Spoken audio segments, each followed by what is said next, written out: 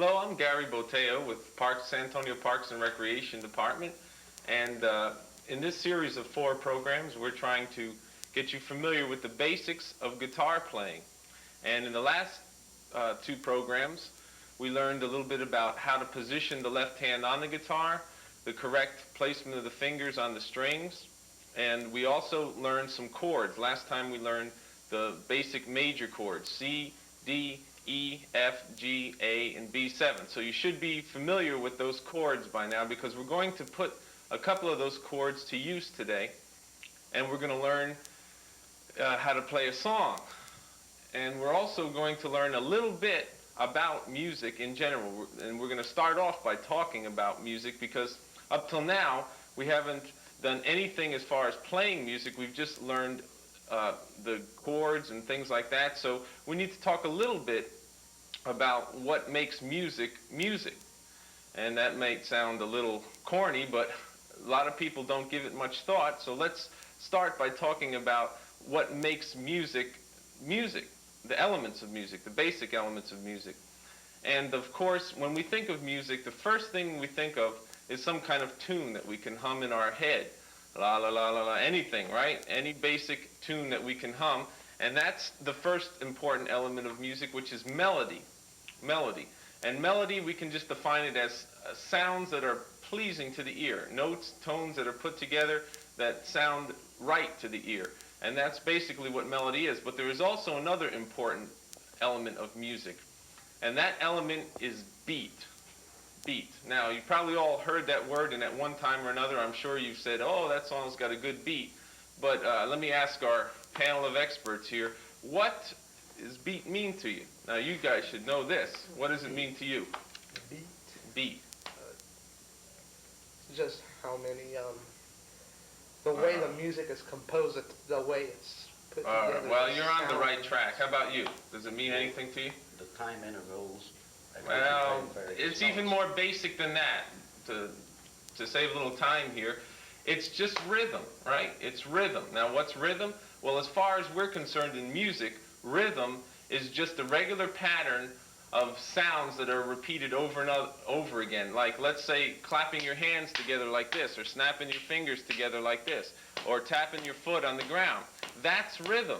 If you've ever seen soldiers marching or a marching band on TV, you see that when they all march, they all lift their feet at the same time, right? If they all lifted at different times, it would look kind of funny. And what keeps them lifting at the same time is this thing that we call beat or rhythm, right? It's a regular pattern that's repeated over and over again. So let's clap our hands together here, right? That is a beat, right? Notice how the hands, we all clap them together, right? If you were clapping at a different time and you were clapping at a different time, we wouldn't be playing the same rhythm. So that's what a beat is. It's a regular pattern that's repeated over and over again like this. And that is another important element of music, which is rhythm, beat, right?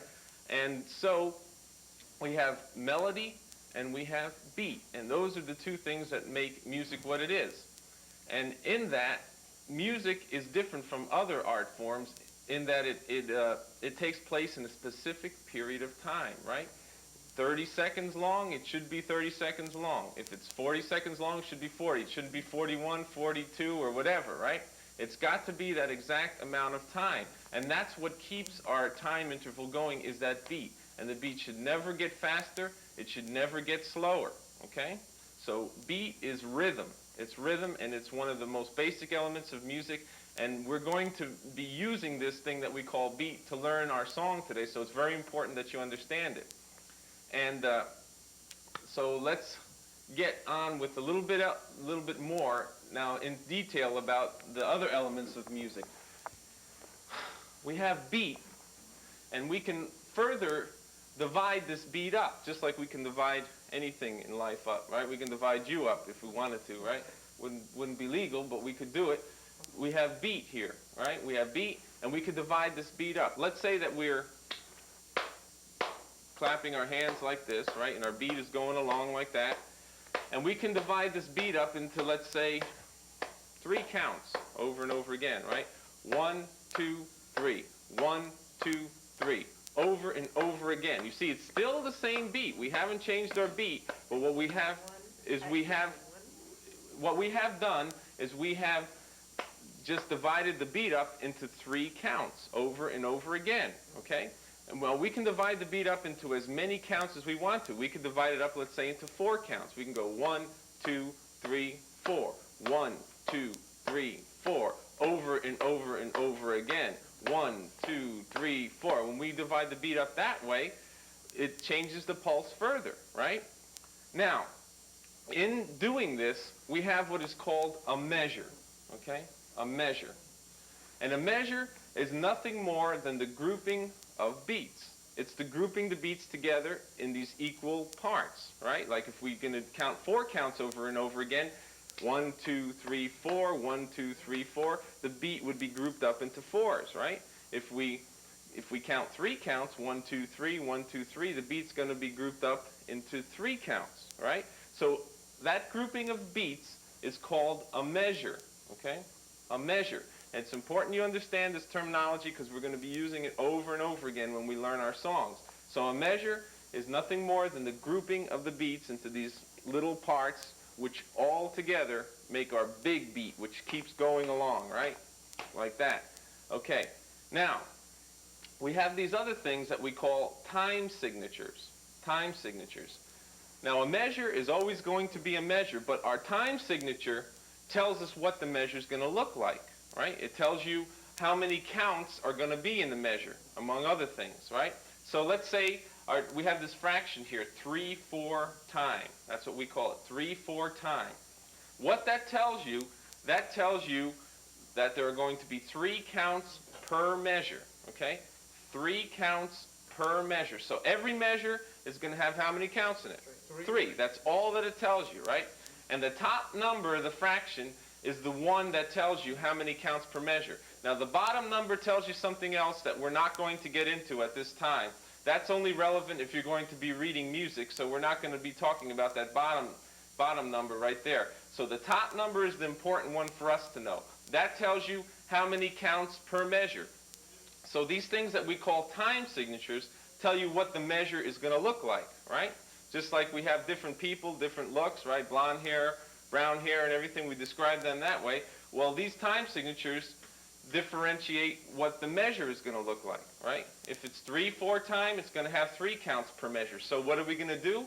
Just like we did before, we're going to count 1, 2, 3, 1, 2, 3, over and over again.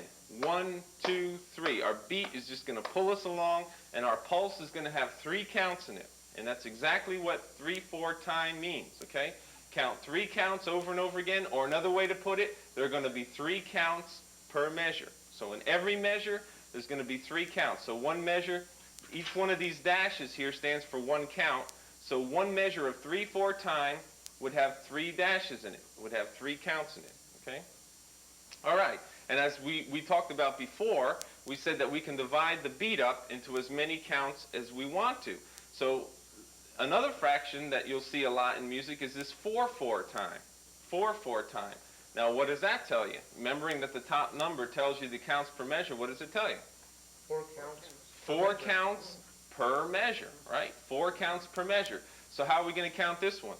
1, 2, 3, 4. 1, 2, 3, 4. Over and over again. So every measure is going to have 4 counts in it. It's going to have 1, 2, 3, 4 dashes, right? To each measure, okay? So, just as a little test here, we have 4/4 time. Let's draw some dashes here on the board. Hope you all can see that. How many measures do I have here? 2 measures. 2 measures, right? We have 4 counts grouped together here, and we have 4 counts grouped together here. So there's 2 measures, right? Do not confuse the counts with the measures. Measures are comprised of counts, right? That's what makes a measure, is the counts. And how we group them is told by our time signature. Okay, so in 4/4 time, we have 4 counts per measure. So I've drawn 2 measures here on the board. Okay, didn't think I was going to get that one out. All right, now in 3/4 time, we have 3 counts per measure. So I'm going to draw a few dashes here. Now tell me, how many measures do I have here of 3/4 time? 3, right? We have 1 measure here, 1 measure here, and 1 measure there.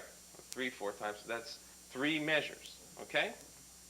Now you're probably sitting there saying, well, big deal, right? What has all this got to do with me playing our song Down in the Valley today? Okay, as we said before, the 2 most important elements of music are melody and beat, right? Melody and beat. So we have to know a little bit about each thing. Now, most of us know a lot about melody. We can all hum a tune, we can all sing along with the radio or whatever, but not too many people know about beat. And beat is just as important, and in fact more important to get us to play a song at this point than melody. So that's why we have to talk about this, and I'm going to tie this all together in a minute when we start to learn our song Down in the Valley, right? So just as a little review, a measure is the grouping of the beats. Our time signature tells us what the measure is going to look like, what our group is going to look like, okay? In the case of 3/4 time, it tells you that each measure is going to have 3 counts in it. In the case of 4/4 time, it tells you that each measure is going to have 4 counts in it, okay? 4 counts in it. Now, let's go up here and let's look at our song Down in the Valley here, okay? We see that Down in the Valley is going to be in what time? 3/4. 3/4 times. So what does that mean? 3 counts per measure. 3 counts per measure. So we're going to count 1, 2, 3, 1, 2, 3, over and over again. Now remember, our beat is constant. The beat never changes. We don't want to slow the beat down. We don't want to speed it up. So that 1, 2, 3, 1, 2, 3 has got to have a constant rhythm. You never change it, right? It just keeps going and going and going, and it pulls you along. You're pulled along by that beat. So 3/4 time here in the case of our song Down in the Valley, count 1, 2, 3 over and over again. Now, as I said before, each one of these dashes here stands for 1 count, right? So we can just keep counting here, and you follow along like this. The beat pulls you along, and you just keep counting. 1, 2, 3, 1, 2, 3, 1, 2, 3, 1, 2, 3, over and over and over again, right? Just like this, and you read this just like a book. You just keep going like that until we get to the end of the piece, which is right here, okay? So that's how you read it. We start 1, 2, 3, and play 1, 2, 3, 1, 2, 3, and read it just like a book. Okay? Now, before we go on with this, I want to explain a couple of terms here that we have. You see this word here, intro. That's short for introduction. Introduction. And what's that? Well, it's exactly what it says. It introduces the listener to the song. So, in the introduction, we would not sing. Okay? We would not sing. Now, notice how I separated the intro from this part right here. And we have this word verse. The word verse. The word verse is where the singing would come in, right?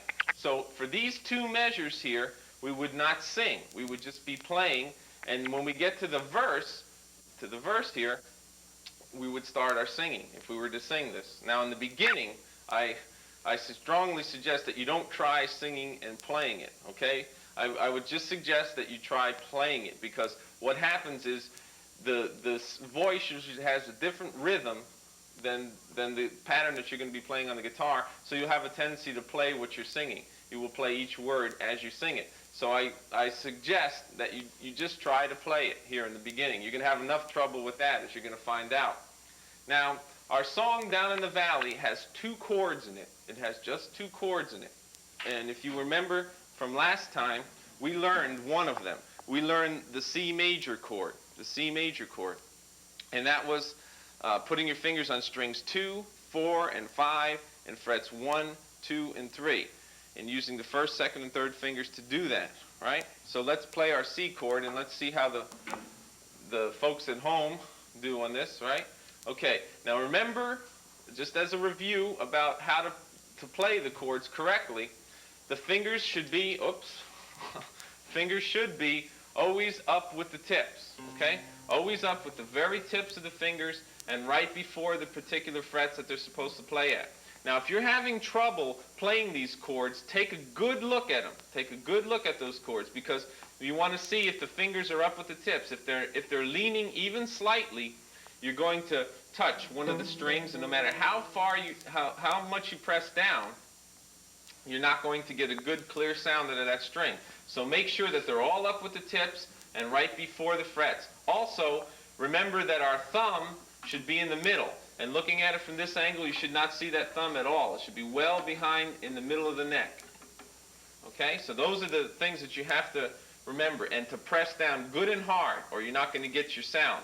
And probably most of you by this time are still not getting a clear sound out of these chords, but don't let that discourage you, because it's going to take quite a few more weeks of practice before you get this, maybe even several months. So it's not easy. In fact, that's one of the hardest things about learning the guitar, is that you do not see the results for months after you learn something. You have to practice it over and over again every day. So don't get discouraged. If you're not getting a sound out of these chords, don't let that stop you. Don't give up. It's only been a couple of weeks that you've been playing, and it takes a lot longer than that. In fact, the first year of playing is probably the worst, because the muscles are starting to form. They're starting to strengthen up, but nothing still sounds right. Right? Everything sounds a little bit different than the way you hear somebody who plays it correctly does it. So you want to always remember that it's going to take time. So don't get discouraged. You're going to see these people here playing this song, and it's going to sound like something, but while you're at home, you're going to say, "Oh, why can't it sound like the way they're doing it?" Right? It's because your hands aren't strong enough. So don't let that discourage you. It's going to take a lot of practice to get it, even on a simple song like this that has only 2 chords in it. So remember C major that we learned in our last program, and that was strings 2, 4, 5, frets 1, 2, and 3.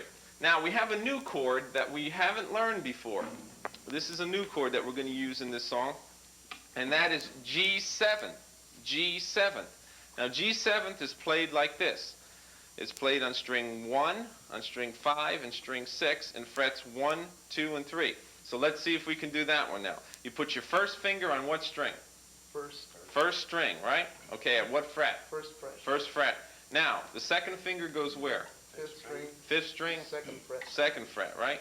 And the third finger goes? Sixth string. Sixth string, third fret, okay? And we press down with the tips of the fingers. And again, let's see what this chord looks like when it's played correctly, just like that.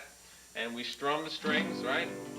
Strum your strings, see if you're getting a sound. And remember, on the last show, I told you also to play each string individually like this, right? To make sure you're getting a sound out of each one. Because if you hit them all together, you can't tell whether one string is dead or not. So make sure you hit each string individually and see if they're getting a sound or not. And if they're not, change something.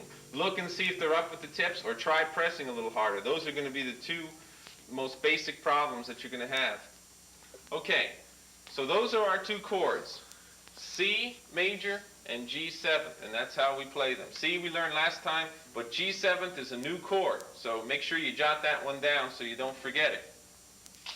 All right, now let's get back to our song here. Now, so far we've talked about beat, we talked about what a measure is, and we talked about our time signature. And we also learned basically how to read this. We read it just like a book with our beat pulling us along here. Now notice how we have some chords written over some particular measures here. See, we have a C here, there's a G7 over here, and so on and so forth. Okay, that tells you when to play the chord. In other words, our starting chord is going to be a C major. So, and notice how C is written here also, so which means for all of these measures, for these 1, 2, 3, 4, 5, 6 measures, we're going to be playing C, right? That is the chord that we're going to be playing. Now when we get to this measure, what's written over it? G7. G7. So what does that mean? Do a G7. Change to G7, right? We're going to switch to G7. And we're going to play G7 for 1, 2, 3, 4, 5, 6 measures, right? All the way to here. And then we get to here, and what happens? C. We go back to C again, right? 1, 2, 3, 4, all the way to here, right? And then what happens? Go back to G7. Go back to G7, played for all these measures, and then here? C. C, and we end it with a C chord, okay? So what this tells you is it tells you when to switch chords. It tells you for all these measures you're going to play C. When you get to here, to this measure, you play G7, and so on and so forth. Now if you're copying this, make sure that you write the chord over the particular measure. I've seen people do all kinds of crazy things, like write the chord here when it's supposed to switch here. So make sure you get it over the particular measure. Over the particular measure that we want to switch it at. Otherwise, there should be some confusion as to where to switch. So make sure when you copy it, it's over the measure. All right, we're just about ready to begin to play this, but you're probably sitting there at home saying, well, all right, I know about beat now, and I know about time signatures, but how am I going to keep my beat? All right, and that is what the right hand does. The right hand keeps the beat. So we have to know what to do with the right hand in order to play this song. And that's what our strum tells us. That's what this is right here.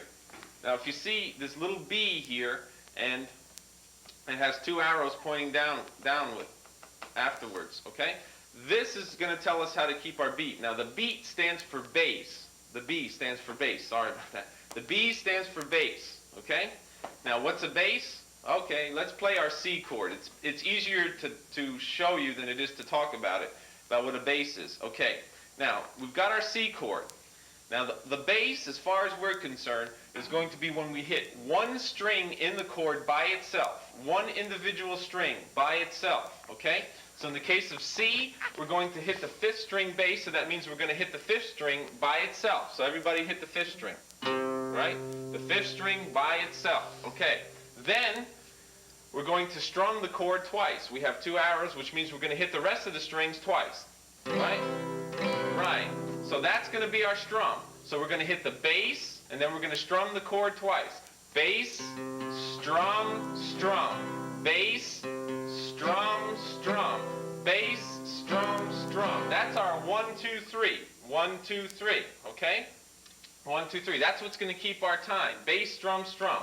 Now, G7th, let's play our G7, 1, 5, 6, frets 1, 2, 3. G7 is going to be strummed the same way, except that we're going to use the 6th string bass. So you're going to hit the 6th string by itself, hit it, and then strum the chord twice. There you go. So that's our strum for the G7. The same thing, except that we're going to hit the 6th string bass. Okay? We're going to hit the 6th string bass. All right, now we're going to try this. We're going to see if we can get through this at least one time here before our program ends. Let's start with C, okay? Now remember, introduction means don't sing here. You would start singing if you came here. I'm sure everybody is familiar with this song, but I think it'd be a good idea before we start to play this, to play it once for the people at home, right? So that if they haven't heard it, well, they're going to hear it, even though my voice isn't the greatest in the world, okay? So we start here. 1, 2, 3, bass, strum, strum, bass, strum, strum. Down in the valley, valley so low. Hang your head over, hear the wind blow. Hear the wind blow, dear. Hear the wind blow. Late in the evening, hear the wind blow. Okay, thank you for your patience while I did that. All right, now you can all take the earplugs out of your ears now, and let's go back to this, all right? Now we're going to try this slowly, because you're not going to be able to switch chords fast enough. We talked about that earlier. So you're not going to be able to keep the beat going like it should be. So after every chord change, we're going to stop for a second and give everybody time at home to switch their chords, okay? You guys are pros, but they're going to have to keep up, all right? Here we go. Starting from the beginning, I count 3 counts first, and then we come in, all right? So we have 1, 2, 3. Bass, strum, strum, bass, strum, strum, bass, strum, strum, bass, strum, strum, bass, strum, strum, bass, strum, strum. Okay, now we come to this measure here. That's a G7, right? So we switch to G7. Now, if you were surprised by that switch, I forgot to mention one thing. When you're reading music, look at the music, not at your guitar, okay? Because if you look at the guitar, you're not going to know when to switch the chords, okay? So let's now play G7. This is where we are. So play G7, and remember, the 6-string bass on G7, right? 6-string bass. Here we go. 1, 2, 3, bass, strum, strum, bass, strum, strum, bass, strum, strum. Don't rush it. Strum, strum, keep it constant. Bass, strum, strum. Now we come to C, right? So what does that mean? It's back to C. Switch to C major, okay? Here we go. 1, 2, 3. Bass, strum, strum, bass, strum, strum, bass, strum, strum, bass, strum, strum. 1, 2, 3. 1, 2, 3. Then we come to this measure and we have to switch to G7th again. Back to G7. So let's switch. Remember, the G7 has a 6-string bass. Here we go. 1, 2, 3. Bass, strum, strum, bass, strum, strum, bass, strum, strum, bass, strum, strum. 1, 2, 3. 1, 2, 3. Now we come to our last measure here of C, right? So we go back to C, and the C is going to have the 5th string bass. Now, here we have something a little different. To end the song, we're going to have to strum 3 times in a row here. So we're going to have to play bass, strum, strum, strum, okay? Bass, strum, strum, strum. We have to do 3 strums in a row, which is going to feel kind of strange when you first try it, but let's try that. Ready? 1, 2, 3, bass, strum, strum, strum, okay? And that is how to play the song. Let's go through this one more time real quick, okay? Now, without stopping, let's see if you can do it at home. I doubt it, but we can try it. Some of you more advanced players, you will be able to keep up with us. Okay, ready? 1, 2, 3. Bass, strum, strum, bass, strum, strum. Don't rush it. Strum, strum. 1, 2, 3. 1, 2, 3. 1, 2, 3. G7. 1, 2, 3. 1, 2. Don't rush it. 1, 2, 3. 1, 2, don't rush it. 1, 2, 3. 1, 2, 3. C, 2, 3. 1, 2, 3. 1, 2, 3. 1, 2, 3. 1, 2, 3. 1, 2, 3. G7. 1, 2, 3. 2, 3. 1, 2, 3. 1, 2, 3. 1. Don't rush it. 1, 2, 3. Then C, bass, strum, strum, strum. Okay? All right. So there's our first little song here, down in the valley. Now, just to tie up everything that we learned in this program, intro is short for introduction, which means there will be no singing for these 2 measures, right? The verse is where the singing would come in. When we get to this measure, that's where the singing would come in. Okay? Also, we talked about the 2 basic elements of music, which is melody, which everybody's familiar with, and beat, which is not so familiar to everyone. And beat we defined as what? Rhythm, right? We defined as rhythm, which is a regular pattern that's repeated over and over again, tapping your feet, clapping your hands, snapping the fingers, whatever, okay? And in this, we found that we could group the beat up into different pulses, right? And each grouping of the beat we call a measure, okay? A measure. And then we came to our time signatures. Our time signatures, which tell us what the measure is going to look like. In 3/4 time, the top number, remember, tells you how many counts per measure. So the top number says that our measure is going to have 3 counts in it. In 4/4 time, our top number is 4, which tells us that our measure is going to have 4 counts in it. Okay? And that's basically what we did. Now remember, if the song's not sounding right, don't get discouraged. If you can't switch as fast as we are, that's perfectly normal. All right? It's going to take a lot of practice for you to be able to switch the chords fast enough to keep our beat going. So make sure that you don't get discouraged and give up. Don't do that, because all the good guitar players are the ones with the persistence. They're the ones that stuck with it. You see them on TV and you say, oh, how great they are, but you don't see all that practice. Now, I'd like to remind you that these lessons are sponsored by Parks and Recreation, and anyone in the San Antonio area can attend them free of charge. You can call the number 299-3133 for information as to time and places. So be sure and do that. And that's the end of our show for today. Now the next show, we're going to learn another song. I'll give you an example of 4/4 time. So, happy practice. Let's play our little song here as we go out. You ready? 1, 2, 3, bass.